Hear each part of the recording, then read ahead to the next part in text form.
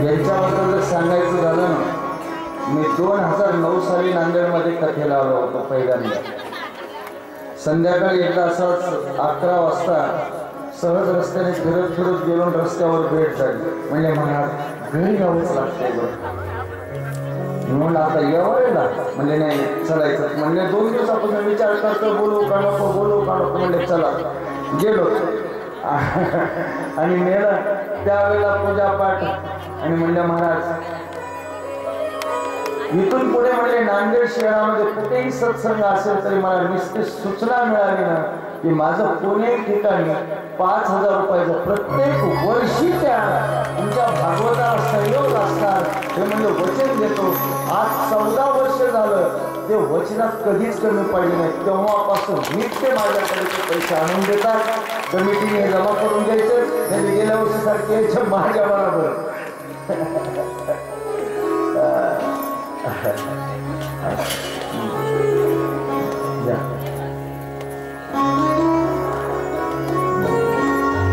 पहिली भक्त मंडळी भागवताची सुरुवातीला तयार केली ती अगदी मजबूत आहे बरं का. तसं हारा हारा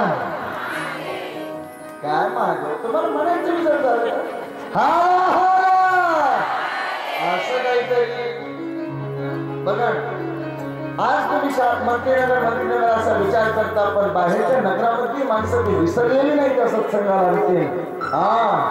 आणि याचा विचार तुम्ही मंत्रीनगरवाल्यांनी असा मजबूत केला पाहिजे. याचा ह्या जरा बोध घेण्यासारखी गोष्ट आहे सुद्धा बरं का.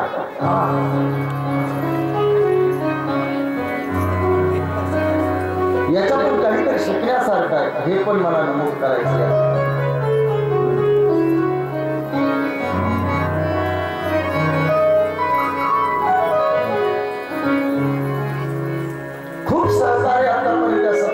केलेला आहे. काही काही 15-20 हजारापर्यंत गुप्त दान सत्संगाला माझ्या पशी म्हणून दिलेले आहे. आणि मग मी ते कमिटी मला तुमच्या माध्यमातून द्या ते जीवावर आहे. आणि म्हणून मी तुम्हाला एक गोष्ट सांगू का, पहिल्यापासून तुम्ही निष्ठेने तुमचा सत्संग करत असतो ना त्याचं कारणच हे आहे. नाही तर खरं सांगतो मला कुठे वेळ असतो, एवढा नसतो वेळ.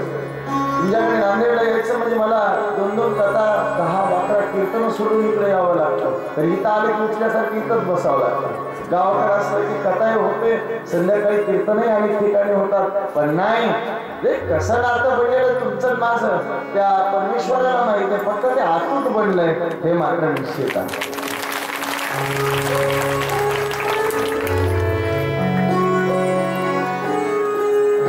फक्त त्या नात्याला कुणाची दृष्ट लागू नये एवढंच म्हणणं आहे.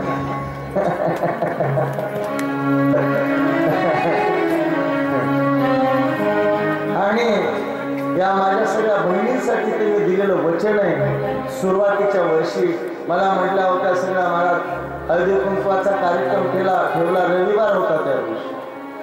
संकेतनगर, मंत्रीनगर, शास्त्रीनगरच्या बऱ्या महिला सगळ्या जमल्या. म्हणल्या महाराज हळदी कुंकवाला आमच्या येतं. म्हणलं तर मला काय नाही म्हणजे तिळगुळ खायला. ठीक आहे येतो. आलं त्यांनी म्हणलं. मला म्हणलं एकच आहे आमचं म्हणणं. त्याच्यातल्या महिला आहेत तिथं बऱ्याच. नाव उल्लेख कशाला करू आता. म्हणले एकच आमची इच्छा आहे. काय म्हणलं हा सत्संग बंद पडून नाही द्यायचा महाराज. आणि म्हणलं माझ्या इथं ओळखीचं पाळखीचं कुणी मी काय करणार आहे म्हटलं. आज तू गोष्ट खुली करतो इथे बरं ना. आणि त्यावेळेस माझ्या ओळखीचं कोण होतं. राजू दादा, 2-4 त्यांचे मित्र, बाकी एवढंच. बाकी काही एवढं लगेच इतका परिचय घडत नव्हता ना. आता कोणाचंही सांगावं सगळं चरित्र सांगतो. नाव घ्या फक्त. पण त्यावेळेला आणि मग मात्र मी म्हणलं की म्हणलं एवढं आम्हाला आम्ही या कुंकवाच्या निमित्ताने भाऊ या नात्याने तुम्हाला म्हणलं निश्चितच मला आनंद वाटेल. आणि मग त्यांना होकार तर दिलाच मी. आणि मग माझं डोकं चाललं की आता नेमकं करायचं काय. पुन्हा माझ्या मनामध्ये आलं की आता यांना तर वचन दिलंय पण आपल्याला वेळ मिळतो की नाही कसं. कारण की नियमाने वेळ काढणं आमच्यासाठी खूप कठीण असतं हे लक्षात घ्या. काय असतं नियमाने वेळ काढणं. कारण इथून गेलं की लगेच विचारणार असतात महाराज आम्हाला कार्यक्रम द्या. कधी दत्त जयंती महाराज. कारण की दत्त जयंतीला खूप कार्यक्रमाची गर्दी असते. आलं का लक्षात. खूप कार्यक्रमाची गर्दी द्या ना कार्यक्रम. हो म्हणावं का नाही म्हणावं. आणि दुसरी गोष्ट कोण्याही वाक्याचं एकाच ठिकाणी जाण्यापेक्षा त्याला अनेक ठिकाणी जाण्यामध्ये त्याला आनंद असतो. पण त्या आनंदावर मी तुमच्यासाठी विरजन आतापर्यंत घातलेले असतात.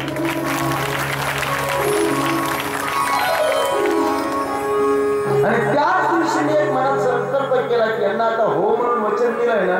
आता इथून पुढे यांच्याकडून निरपेक्षपणे हे कार्य चालवत राहायचं. आणि तेव्हापासून देवाने त्या गोष्टीला यशही दिलं. पण ती जी काही मित्रमंडळ दादा वगैरे यांची होती या म्हणल्या. मी म्हटलं पैसा आणि नियोजन या 2 गोष्टी लागतात. पैशाची चिंता सोडून द्या म्हणल्या महाराज. आम्ही आहोत फक्त सांगा आम्हाला द्यायचं चांगल्या कामाला.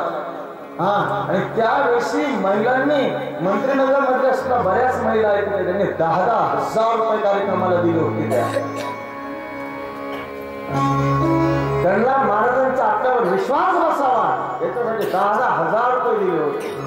भाऊसाहेब चौकातल्या अष्टविनायक नगर, बेला नगर आजूबाजूच्या परिसरामधून. आणि एवढा पैसा प्रचंड जमला आणि सुंदर मोठ्या कार्यक्रम झाला. आणि ते दिन आताही आणखी चालत आहे. आणि तेव्हापासून भगवंतांनी तुमच्या प्रेमापोटी असणारं ते कार्य आतापर्यंत घडत आलेलं आहे हे मात्र निश्चित आहे. आणि मग मात्र मलाही अनुभवी आणि त्यांनी निष्काम त्या ठिकाणी जे आयोजक आली त्यांनी आनंदाने आयोजन त्या ठिकाणी करत राहिले. आणि त्यांच्याही जीवनामध्ये कल्याण झालं. देव करो अशीची साधना उदंड. आणि पुन्हा या ठिकाणी भाग्य तुमचं असं की इथं येऊन असणारा हा या मंदिरापाशी असणारा हा सत्संग स्थिर झाला. तेच तुम्हा आम्हासाठी सर्व सौभाग्य आहे. आणि असा स्थिर राहावा हीच एक अपेक्षा सदैव त्या ठिकाणी. माझं कधी येणं हो अथवा न हो पण आता या सत्संगाला कधी बाधा होऊ नये एवढीच असताना मी अपेक्षा करतो आहे.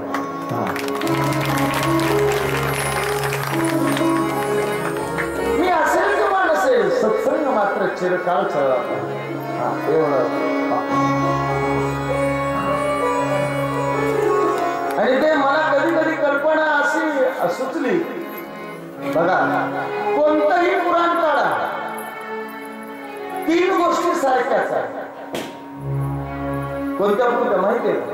नैमिषारण्य, शौनक ऋषी आणि सूत महर्षी.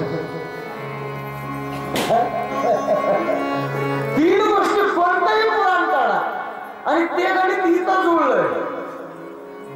कुठं इथं जुळली आहे. तुम्ही शिवपुराण काढा भूमी नैमिषारण्य ठीक आहे. सांगणारा म्हणजे सूत महर्षी, ऐकणारे शौनकादी. तुम्ही स्कंद पुराण काढा, त्याचा भागवत महापुराण काढा, 18 पुराण काढा. भूमी नैमिषारण्याची, वक्ता सूत महर्षी आणि श्रोते शौनकादी ऋषी. जसं इथं भूमी मंत्रीनगर, वक्ता फुटाणे महाराज आणि ऐकणारे तुम्ही. रामायण असो प्रभूची कृपा म्हणायचं आणि तुमचं प्रेम म्हणायचं. आणि त्या निमित्ताने उदंड शास्त्राचा अभ्यास आणि निमित्ताने झाला आणि तुमच्या आशीर्वादाने गौरवाने सांगेल 7 दिवस शिवमहापुराण का 1 वर्ष अखंड शिवमहापुराण सांगेल. इतकं तुमच्या सगळ्यांच्या इच्छेने या डोक्यामध्ये आहे. तुमच्याकडे वर्णन करतात. हर गिरिजा विहार नितमय यही विधि विपुल काल चल गयो. आपण बोलतो तसंच चौपाईचा अर्थ आहे. कसा होता मातेचा श्रृंगार म्हणले दररोज नित्य नवा होता, एवढंच वर्णन केलं. फक्त 1000 वर्ष झाली त्या विहाराला, पण मातेचा श्रृंगार नित्य नवा होता. तसा आमच्याही सत्संगाला 14 वर्ष झाली, पण दिवसेंदिवस तो नवा आणि तितका फुलतच चाललेला आहे.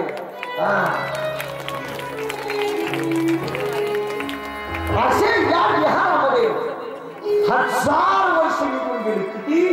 1000 वर्ष निघून गेली. 1000 वर्ष निघून गेली, पण काही पुत्र संतान, पुत्र प्राप्ती नाही. इकडे मात्र तारकासुराने आतंक केला भूमीवर. सर्व देवता त्या ठिकाणी जर्जर झाली आणि भगवान विष्णूकडे त्या ठिकाणी गेले, ब्रह्मदेवाकडे गेले. ब्रह्मदेवाने सांगितलं, म्हणले आपल्याकडे एवढा शंकराचा वशिला नाही, म्हणले ते भगवान विष्णूकडे चला. भगवान विष्णूकडे गेले. सगळ्यांनी प्रणाम केला. प्रभू, काहीतरी या तारकासुराचा वध होईल असं काहीतरी करा. आणि तारकासुराचं तर काय होतं, शिववीर्य समुत्पन्न. जोपर्यंत शिवपुत्र तयार होत नाही तोपर्यंत हा करणं शक्य नव्हता. 1000 वर्ष विहार चाललाय शंकर, पण पुत्र संतान नाही. सर्व देवता त्या ठिकाणी बाबांनो भगवान विष्णूंना घेऊन कैलास पर्वतावर आली आणि असा प्रसंग आहे. ती सर्व देवता स्तुती करू लागली. देव देव महादेव करुणा सागर प्रभो अंतर्यामी हि सर्वेशा सर्वं जानामि शंकर देवकार्यं करुविभो रक्ष देवान महेश्वर जनि देवान कृपां कृत्वा तारकादीन महाप्रभो. हे प्रभो, हे करुणाकर, हे सर्व अंतर्यामी, हे सर्वेश्वर, हे शंकर, आपण सर्व जाणत आहात. तारकासुराच्या आतंकाने ही पृथ्वी त्रस्त झालेली आहे. काहीतरी उपाय करा. असे द्वारावर उभा राहून सर्व देवता स्तुती करतायत, करुणा भागतायत त्या करुणा सागराची. आणि या वेळेला शंकर आणि पार्वतीचा विहार हा अंतिम टप्प्यामध्ये आलेला होता, अंतिम चरणसीमेमध्ये होता.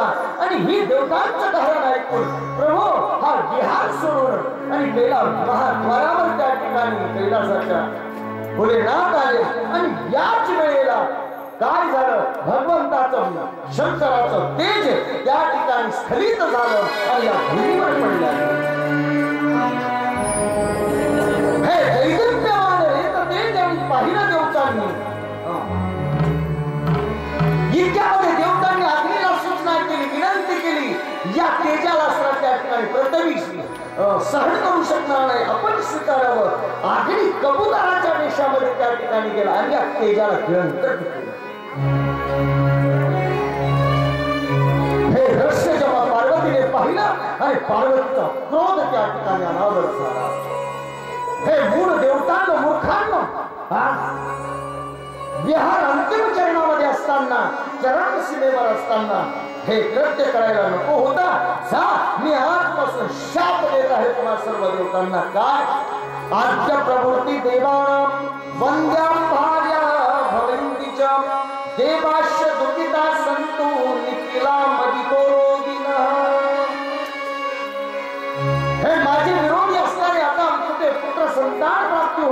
तरी वेळ होती आणि या वेळेला तुम्ही विघ्न आणलं. माझे विरोधी देवताचा मी शाप देत आहे की आजपासून देवलोकामध्ये एकाही स्त्रीला पुत्र संतान होणार नाही, तुम्ही सर्व वंद्या व्हाल. हा असणार त्या ठिकाणी शाप पार्वतीने सर्व देवस्त्रियांना आणि देवतांना देऊन टाकला.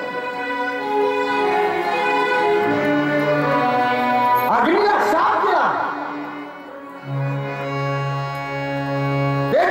साध्य केल्यामुळे सर्व भक्षी भवसुचे पिंपरितात्मे नित्यशः शिवतत्वं न जानामि मूर्खोऽसि सूरकार्यः.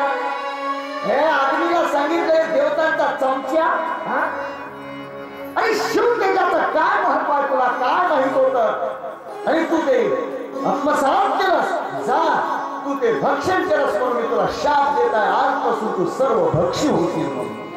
म्हणून अग्नी बघा चांगलं टाका वाईट टाका तो समाप्त करतो, तो सर्व भक्षी बनतो.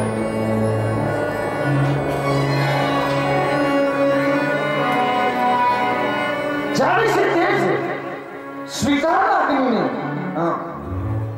बाबा अग्नी हे भगत सर्व देवतांचं मुख आहे. देवता जे काही तुम्ही द्याल ते अग्नीच्या रूपाने स्वीकारतो. म्हणून यज्ञामध्ये आपण आहुती टाकतो देवतांचं एजंट करण्यासाठी. म्हणून सर्व देवतांचा हात बंद पडला गेला आणि त्या तेजाने अग्नीच्या उदरामध्ये त्या ठिकाणी आकार घ्यायला सुरुवात. हे तेज रक्षण करणं त्याला कठीण झालं. सर्वांचं त्या ठिकाणी भोजन बंद पडलं आणि देवता व्याकुळ बनला गेला. परिणामतः सर्व भगवान विष्णूकडे गेले, नारदाकडे त्या ठिकाणी गेले. सगळ्यांना वमन करायला सांगितलं आणि या वमनामधून महान असा पर्वत उभा राहिला. अग्नीला सांगितलं की अग्नीला हे तेजाचं करावं काय. त्यावेळेस नारदाने उपाय त्यांना सांगितलं. जा तुला एक उपाय सांगतो मी या तेजाचं काय करायचं. तपो मास स्नान करत्य स्त्रियो याशु भुगे प्रदेशुचे तददेहीषु स्थापयत्वं जीवरेतस्थितकृतं महात्. माघ मासामध्ये या माघ मासाला संस्कृतामध्ये तपोमास म्हणतात. साधनेसाठी हा सर्वात उत्तम मास मानलेला तपोमास. येणारा पुढे असताना मार्गशीर्ष झाले पुष आणि त्यानंतर माघ येतो ना, हा माघ. या माघ महिन्यामध्ये ऋषी पत्न्यांचा एक नियम आहे. ब्रह्म मुहूर्तावर उठावर गंगेत स्नान करावं, शुचिर्भूत राहावं असं त्यांची साधन आहे. ज्या ब्रह्म मुहूर्तावर उठून सूर्योदयाच्या अगोदर सर्व नित्य कर्म करणाऱ्या अशा ऋषी पत्नी आहेत, त्या ऋषी पत्न्यांच्या असणाऱ्या ज्यांच्यात हे व्रत करणारे ज्या ऋषी पत्नी आहेत यांच्यामध्ये असणाऱ्या या तेजाला प्रविष्ट करावं, स्थापित करावा. अग्नीने संयुक्तपणे कार्य करणार कसं. माघ मास म्हणजे थंडीचा महिना असतो. महाशिवरात्री माघ महिन्याची आणखी असते ना, बरोबर. अति थंडीचा महिना. हिमालयामध्ये काही सामान्य थंडी असतात का. आणि याच महिन्यामध्ये सप्त ऋषींच्या सप्त पत्न्या गंगेच्या स्नानासाठी ब्रह्म मुहूर्तावर गेल्या आणि त्या ठिकाणी गंगेमध्ये गेल्या. पण स्नान केल्यावर सगळ्यांना हुरहुरी भरल्या. अंगावर मात्र अर्धवस्त्र होत्या.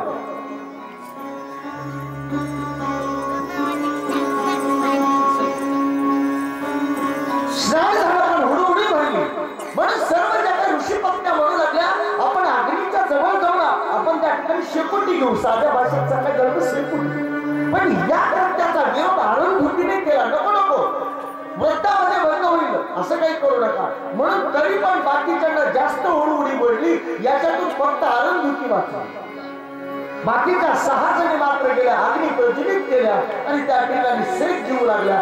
हाच अग्नीने त्या ठिकाणी मोका साधला आणि यांच्या ब्रह्मरंध्रामधून रंध्र छिद्रामधून या तेजाला त्याच्या असणाऱ्या या 6 ऋषी पत्न्यांच्या असणाऱ्या गर्भामध्ये स्थापित केले.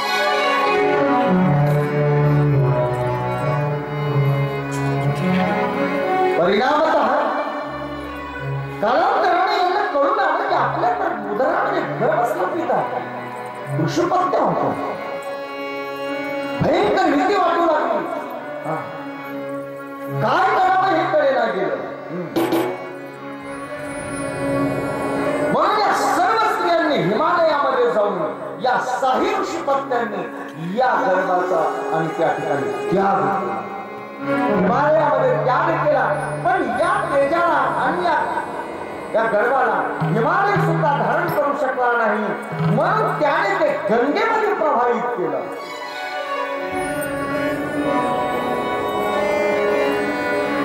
गंगेमध्ये प्रवाहित केल्यानंतर त्या ठिकाणी वाहत वाहत खाली सकल भागामध्ये जेव्हा आलं त्यावेळेस एक सरकंट्याचं अस्त्र वन लागल्या गेलं आणि लाटेच्या जोराने हे साहीच्या अस्त्राने गर्भ सरकंट्याच्या वनामध्ये प्रवाहित झाली आणि जेव्हा त्या सहाचा अस्त्र एकत्रीकरण झालं आणि त्याच्यामधून महान प्रचंड बालक उत्पन्न झालं.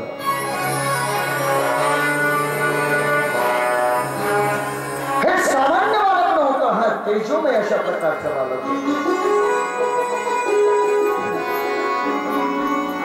आणि हेच बालक म्हणजे दुसरं कोणी नाही तर कुमार कार्तिकीय. मुलीय कार्तिकीय भगवान निर्माण झाल्याबरोबर याला उठून हे तेजस्वी दैवी बालक आहे. या वनामध्ये असं किरणकाया मारू लागलं आणि इतक्यामध्ये तिथून जवळूनच असतं विश्वमंत्र ऋषी जात होते. आवाज दिला, हे ऋषी. वळून पाहिलं तर बालक कोणीतरी आपल्याला आवाज देत आहे. म्हणून त्या ठिकाणी जवळ आले, नमस्कार ऋषींना केला आणि त्यावेळेस सांगितलं माझं कोणी सुद्धा या जगतामध्ये नाही. म्हणून माझं जातक कर्म करावं आणि जातक कर्म करू लागले. त्यावेळेस ऋषी त्या विश्वामित्राने सांगितलं मी क्षत्रिय ऋषी आहे, ब्राह्मण ऋषी नाही आहे. आणि म्हणून त्यावेळेला एवढा अधिकार होता कार्तिकेय भगवंताकडे की त्याच क्षणाला ब्रह्मत्व आणि कार्तिकेय या विश्वामित्र ऋषींना त्या ठिकाणी प्रदान केलं आणि याचं जातक कर्म त्या ठिकाणी केलं. जातक कर्म केलं त्याला असं मंत्र दीक्षा असताना सर्व दिली. आणि त्याच वेळेला या ठिकाणावरून काही कृतिका म्हणजे वनामध्ये राहणाऱ्या थोडक्यात वन देवता म्हणा त्यांना कृतिका म्हटल्या. या सहा चालल्या होत्या. यांनी या बालकाला पाहिलं आणि पाहिल्याबरोबर बाबांनो एक सांगू का, हे बालक किती पराक्रमी होतं. याने जन्मताच आपली मूठ मांडली होती पर्वतावर आणि क्रौंच पर्वताचा एक भाग एका टोळ्याने भोगा केला होता. या कृतिकांना मातृत्व जागृत झालं.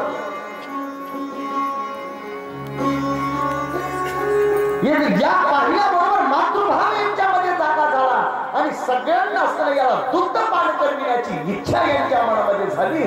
प्रत्येकाच्या शरीरामध्ये दुग्धाची निर्मिती झाली. ही भावना पाहिली आणि या कृतिका धावू लागल्या. मी दुग्ध पान याला करविणार, मी दुग्ध पान याला करविणार. यांच्यामध्ये वाद उत्पन्न झाला.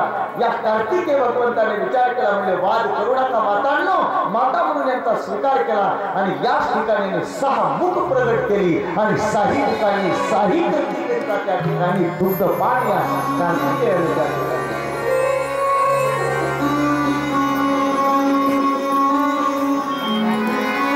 बोलिए कार्तिकेय भगवान की.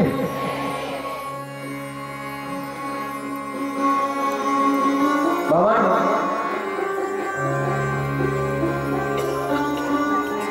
सहा मुख कसे? शंकराला किती मुख आहे? 5. तो 95. शंकराचे 5 आणि एक पार्वतीचं याचं प्रतीक आहे. म्हणून हा शळानन आहे. तब जननी क्षण वदन कुमार तारकासूर समर्थ हिमारा.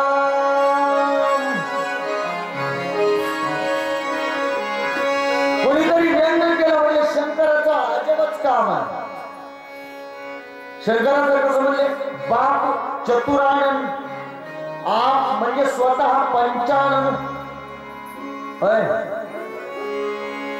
पुत्र शरानन आणि चेला दशानन. बाप चतुरानन, आप म्हणजे स्वतः पंचानन, पुत्र शरानन आणि त्याला दशानन रावण. किती वाक्य लागत असतं हार हार मागच्या कडीचे हार हार.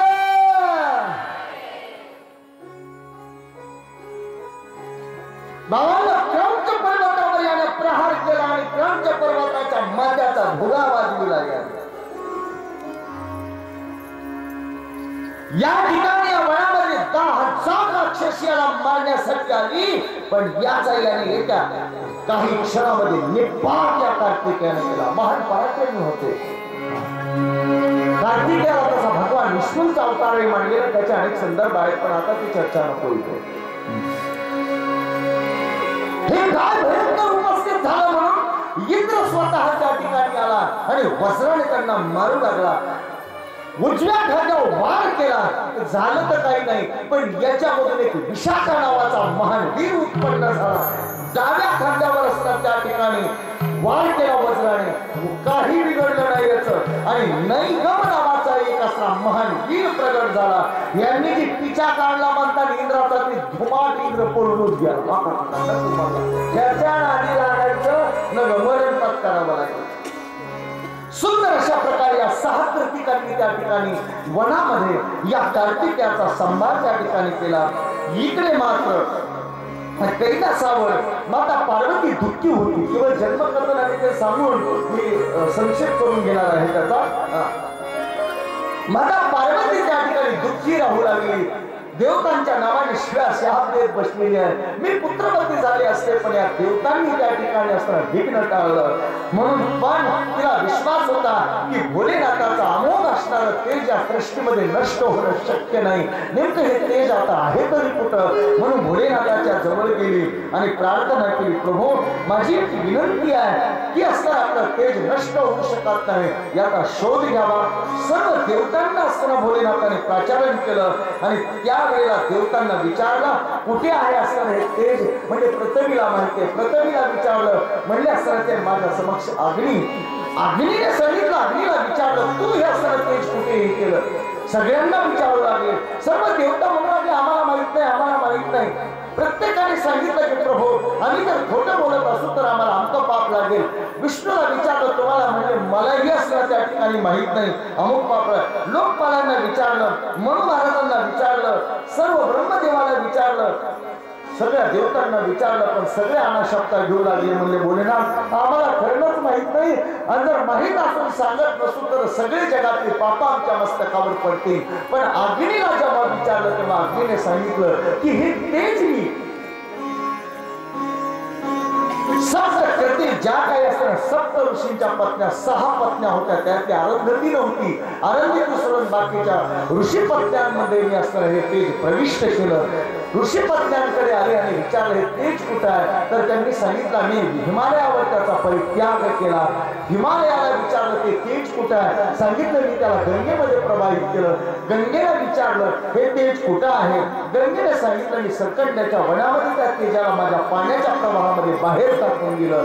तिथे जाऊन त्या वनामध्ये वायू देवतेला विचारलं की तू तर सर्व ठिकाणी आहे, सांग हे तेज कुठं आहे? तेव्हा वायू देवतेने सांगितलं की हे तेज 6 कृतिकांनी त्याचा स्वीकार केलेला आहे, त्यापासून महान बालक उत्पन्न झालेला आहे. चंद्राला विचारलं तू, म्हणले त्याचा सुंदर सांभाळ त्या करत आहे, दुग्ध पाणही त्यांना कळविलेलं आहे आणि अमुक अमुक ठिकाणी त्या वनामध्ये त्यांचा असणारा सांभाळ या कृतिका करत आहे. ही सर्व वार्ता मिळाली. महान सेनेला आदेश केला, स्वतः त्या ठिकाणी वीरभद्राला बोलविलं आणि दिव्य अशी असताना महादेवाची महागणांची सेना घेऊन वीरभद्राने येऊन या कृतिकांच्या आश्रमांना वेढा टाकला. हे महाभयंकर सैन्य पाहिलं आणि त्यावेळेस मात्र सर्व कृतिका घाबरल्या गेलेल्या असताना कार्तिकेय भगवंताने सांगितलं हे मातांना तुम्ही घाबरण्याची गरज नाही, एका क्षणामध्ये एवढ्या सैन्याचा मी चुराडा करू शकतो, युद्ध होणार. पण इतक्यामध्ये त्यांना माहित होतं की हे प्रकरण युद्ध करून हाताळून जाणार नाही. स्वतः त्या ठिकाणी नंदेश्वर भगवान पुढे गेले आणि साष्टांग प्रणाम नंदेश्वरांनी कार्तिक भगवंताला केला. सर्व वृत्तांत त्यांना निवेदित केला की तुम्ही कोण आहात, कुणाचे पुत्र आहात, तुमचं जन्मकथन काय आहे सगळं निवेदित केलं.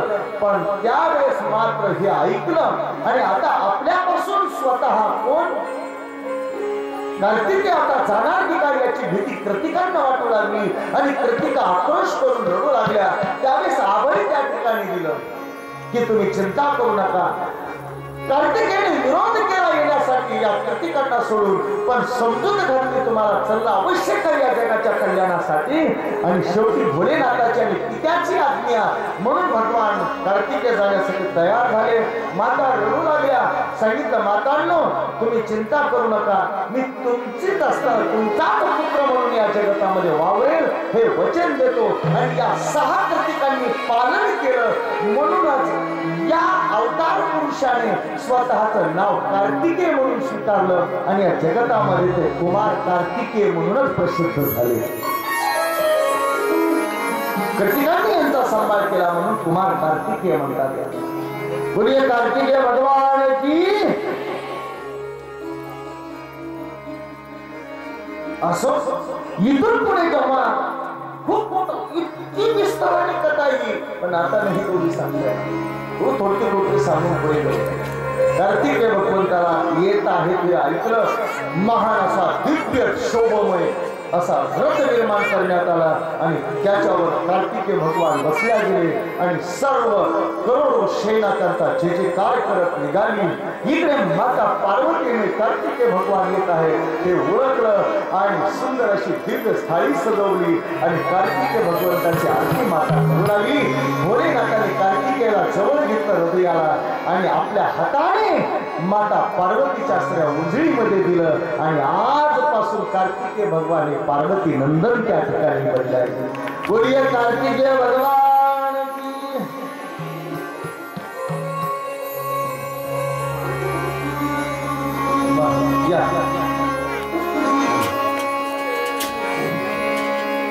लय उशीर केला गेला.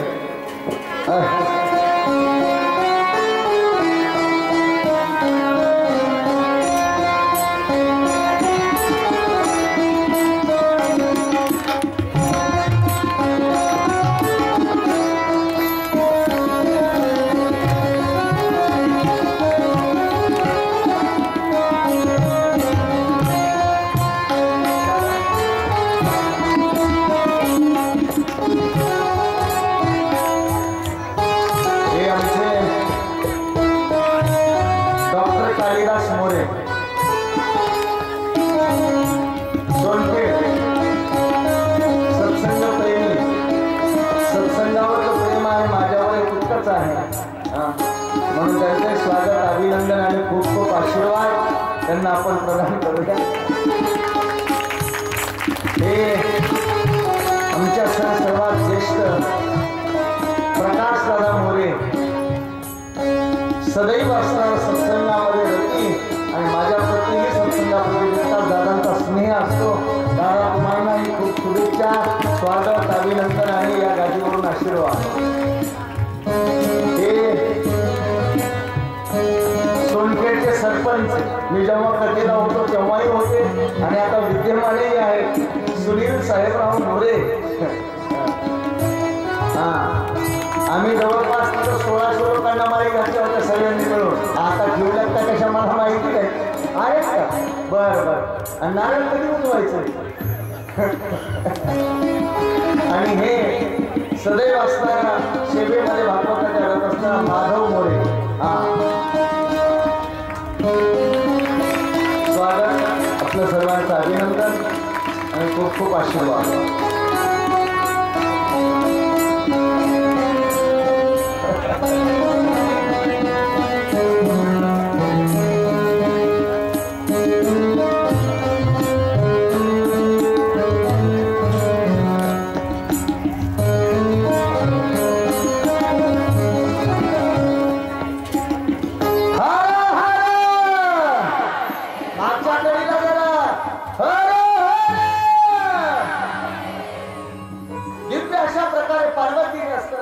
आणि पार्वती नंदन म्हणून हे या जगामध्ये प्रसिद्ध झाले. बाबांनो याच ठिकाणी दिव्य स्नान घातलं, श्रृंगार केला, उपनयन संस्कार केले. आता कथा खूप मोठी आहे म्हणून मी इथे संक्षेप कार्तिकेच्या चरित्राला करत आहे. फक्त जन्म कळाला, पार्वत झाला आणि बाबांनो दिव्य सिंहासनावर यांना बसवलं. सर्व देवी देवता त्या ठिकाणी आल्या. ब्रह्मदेवाने यांना यज्ञोपवीतांचे संस्कार केले, गायत्री मंत्र दिला, स्वतः कमंडलूर दिला. ब्रह्मदेवाने असणार त्या ठिकाणी ब्रह्मास्त्र यांना दिलं. दिव्य अशा प्रकारचं सिंहासनावर यांना विराजमान केलं. पार्वतीने आपल्या कुशीमध्ये घेऊन यांचा अभिषेक आणि कार्तिकेय भगवंताचा केला आणि दिव्य सिंहासनावर बसून सर्व देवता जय हो जय हो जे जे काम करू लागले. स्वतः इंद्र आला आणि इंद्राने आपलं वर्ण दिलं आणि ऐरावत हत्ती दिला कार्तिकेय भगवंताला. वरुण देवता आली आणि वरुणाने श्वेत छत्र त्या ठिकाणी दिलं. भगवान विष्णू स्वतः आले आणि